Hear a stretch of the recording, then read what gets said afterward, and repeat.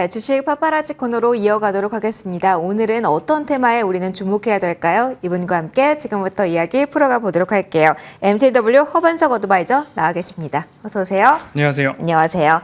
자, 바로 질문 드리도록 하겠습니다. 시장에 재료가 엄청 많고요. 또 하지만 반응 정도가 달라서 선별적으로 봐야 될 것 같습니다. 반석 배치, 오늘은 어떤 테마 취재해 오셨을까요? 네, 오늘은 제약바이오 가지고 왔습니다.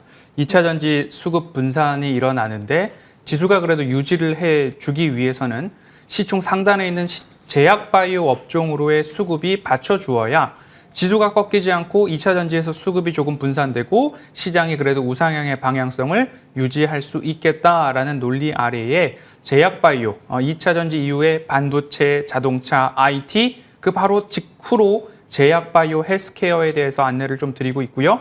지금 이미 오른 모습들이 있죠. 뭐 바텍 같은 경우에도 제가 허반석의 주식 파파라치 그리고 허반석의 작전 리포트에서 소개를 일부 언급을 드렸던 부분들이 있습니다.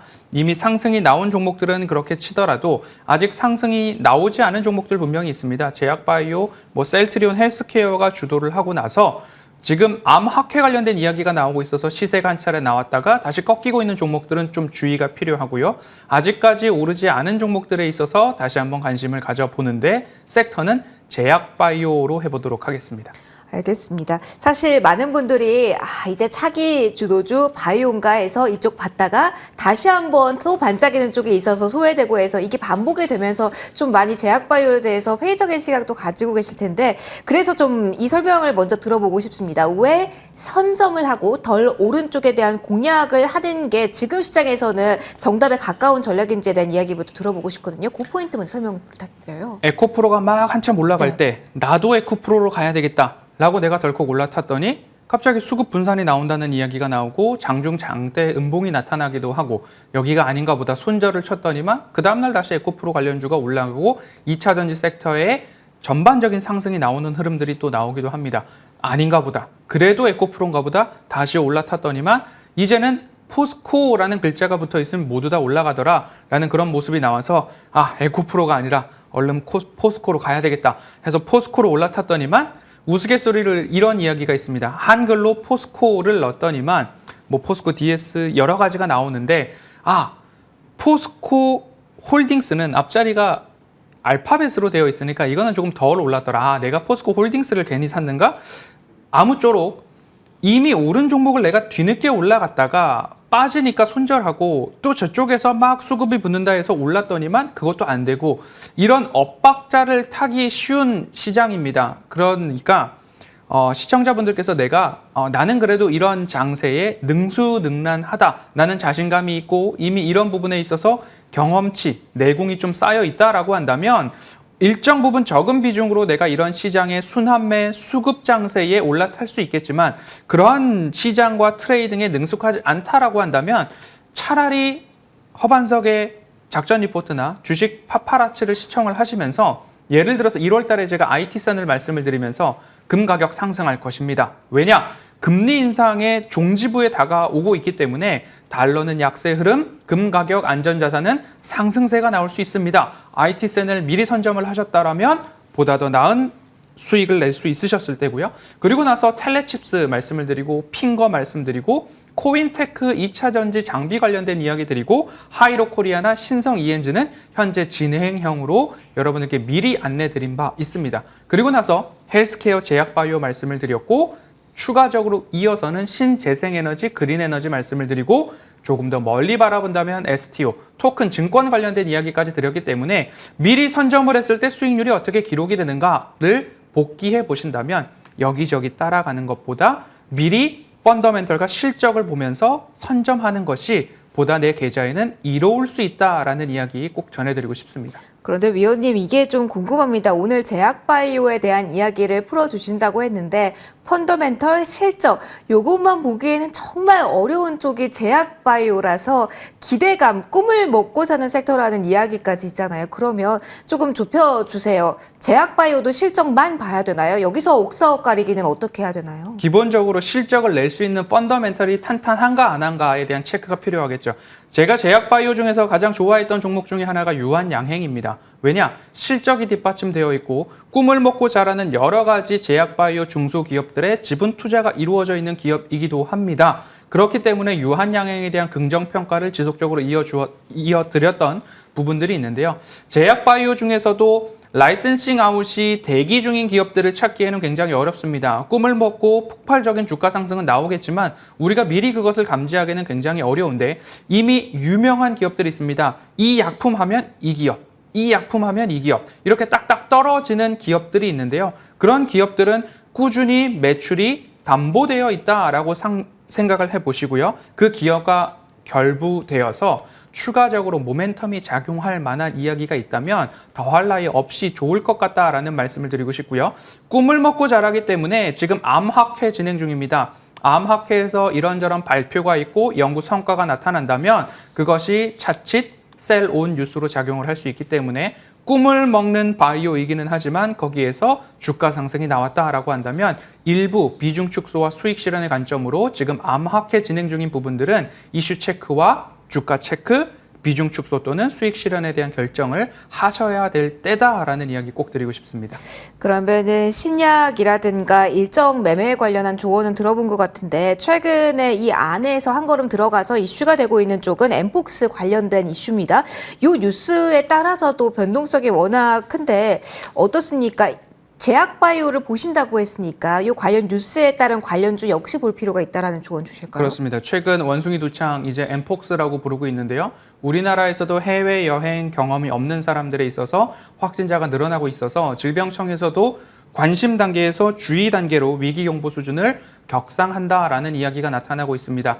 두창, 천연두라고 하죠. 우리나라에서도 이와 관련해서 연구 개발이 진행되고 있고 동물 실험을 진행한다라는 뉴스들 찾아보실 수 있습니다. HK 이노엔이 2, 3세대 두창 백신 동물 실험을 진행 중인데 이 2, 3세대 적응증이 사람, 엠폭스에도 효과가 있는지, 효능이 있는지 차례차례 살펴본다라고 하고요.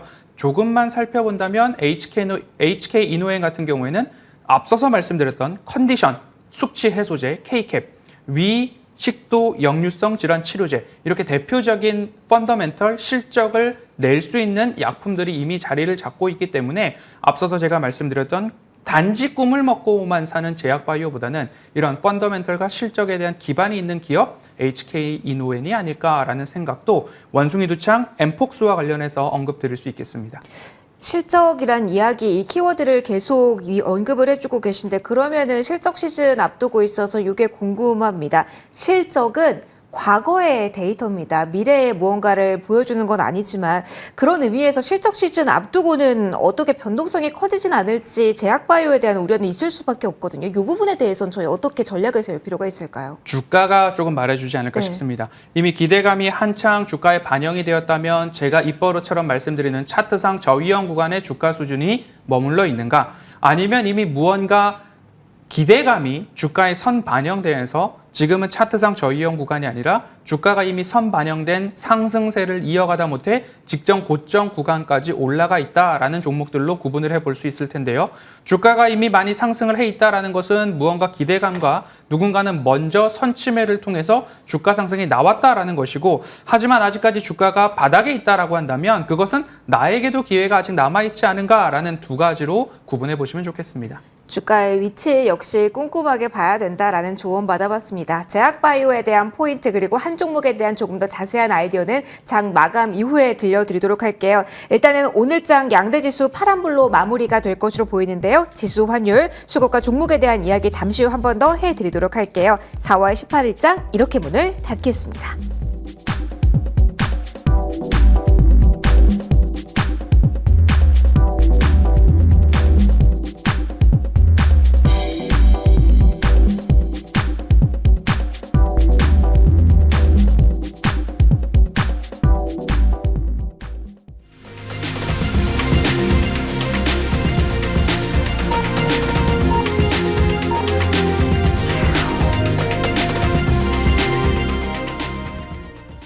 화요일장이 이렇게 마무리가 됐습니다. 소폭의 조정으로 파란불 견 구간에서의 장중 내내 흐름이 나왔는데요. 하지만 연속성상에 있는 종목들도 상당히 많았습니다. 포스코 그룹주에 대한 열기, 그리고 장후발 에코프로 그룹주에 대한 빨간불, 그리고 시장 전체적으로 봤을 때 이슈에 대한 민감도는 여전히 남아있는 그 구간에서 오늘 시장이 흘러갔다, 이렇게 볼 수가 있겠는데요. 자, 지수부터 찬찬히 하나씩 정리해 보도록 하겠습니다. 오늘 어떻게 마무리가 되었을까요? 양대지수 파란불입니다. 하지만 큰 폭은 아닌 채 쉬어간다라는 정도로 오늘은 볼 수 있지 않을까요? 자, 오늘 코스피 지수는 2570선 위에서는 마무리가 됐습니다. 0.19%의 하락률이었고요. 8거래일 만의 하락입니다. 이달 들어서 오른 날이 훨씬 더 많았습니다. 오늘까지 딱 3거래일만 파란불, 그리고 나머지는 빨간불이었는데 오늘 일단 소폭의 하락률 확인이 됐습니다. 자, 그리고 코스닥도 하락하긴 했지만 그래도 장중의 낙폭을 많이 줄였습니다. 그래서 오늘은 약보합 정도로 설명이 될 것 같고요. 909선에서 코스닥 마무리가 됐습니다. 여기서도 4거래일 만에 파란불이긴 했습니다. 양대지수 파란불로 일단 마무리가 됐다라는 부분, 큰 폭은 아니었다, 이렇게 정리해드리고요. 수급 이어서 보도록 하겠습니다. 양대 시장 모두에서 기관은 오늘 하루 종일 시장에 대해서 차가운 시선을 보냈습니다. 코스피와 코스닥, 양대 시장 모두에서 기관은 금융투자 중심으로의 오늘 상당한 매물 부담을 느낀 하루였는데요. 지금 보시는 이 유가증권 시장에서는 5천억 원 넘게 매도 우위 기록을 했습니다. 반면에 외국인과 같은 경우는 2시 40분 넘어가면서 1,000억 원 넘고, 그리고 계속해서 매수 규모를 키워가는 구간에서 마무리가 됐다는 점 특징인데요. 철강, 금속에 대해서는 어제에 이어서 계속 팔자세를 강하게 보였지만 IT 업종에 대해서는 오늘도 강력한 매수 열기를 외국인 쪽에서는 보여줬다라는 부분까지 체크해 보시죠. 자, 그리고 코스닥 보도록 하겠습니다.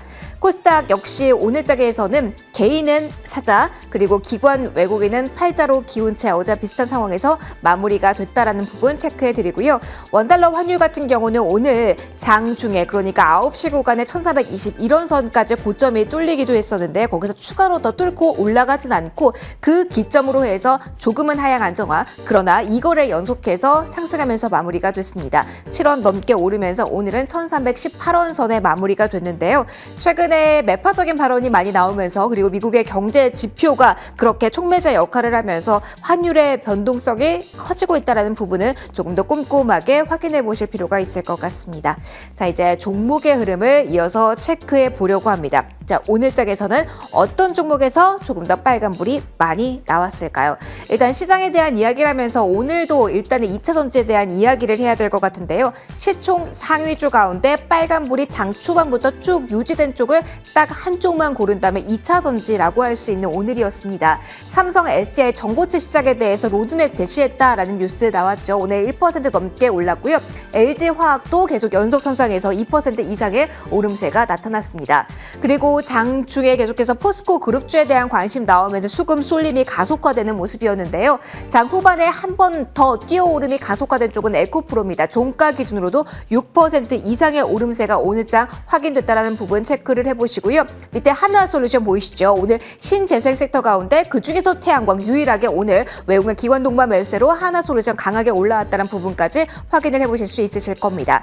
자, 그리고 오늘 2차전지 이외에 가장 특별한 부분은 중국의 지표가 예상보다 좋게 나왔고 소비에 대한 기대감이 묻어나오면서 그 중국 소비 관련주들이 올라왔다는 점인데요. 지금 보시는 것처럼 대장주격 종목들 화장품 섹터 내에서 LG생활건강, 아모레퍼시픽이 나란히 5%대 강세를 보였고요. FNF 역시 4%대 플러스 시세를 내면서 전반적으로 그동안 움츠러들었던 소비하는 종목들이 강하게 움직임 나왔습니다. 호텔신라도 3% 이상의 오늘 오름세가 확인이 됐습니다.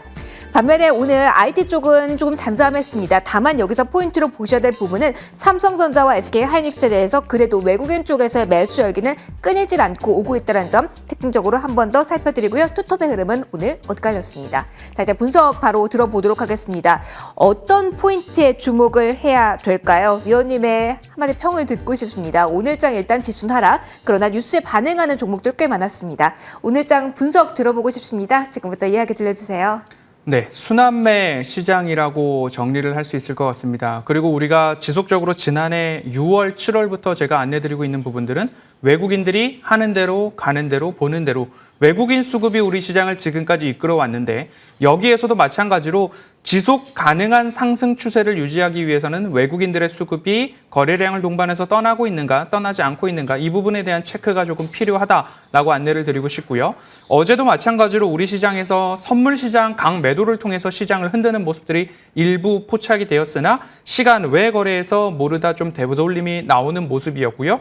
오늘도 강하게 선물 시장에서 외인들의 매도가 출회되는가 싶더니만 일정 시간 이후에 반등하는 모습들 좀 나타났고 현물 시장에서는 외국인들의 매도 거래량과 규모가 그렇게 크지 않다라고 말씀을 좀 드리고 싶습니다. 이런 것들을 볼 때 외국인들은 잠시 쉬어가고 있고 일부 외국인들이 2차 전지 섹터나 철강, 금속, 비철 금속 섹터에서의 매물을 출회할 때 그 매물을 누가 다 받고 있는가? 개인들의 수급이 일정 부분 이를 다 소화하고 있다. 그리고 B2, 신용잔고는 증가하고 있다. 이랬을 때 우리가 짧게 대응하는 부분에 있어서는 문제가 없겠지만 지속 가능하고 추세를 이어갈 만한 종목들을 선별하는 데 있어서는 개인들의 수급보다는 외국인들의 수급에 조금 더 집중을 해야 하지 않은가라는 말씀 꼭 드리고 싶고요.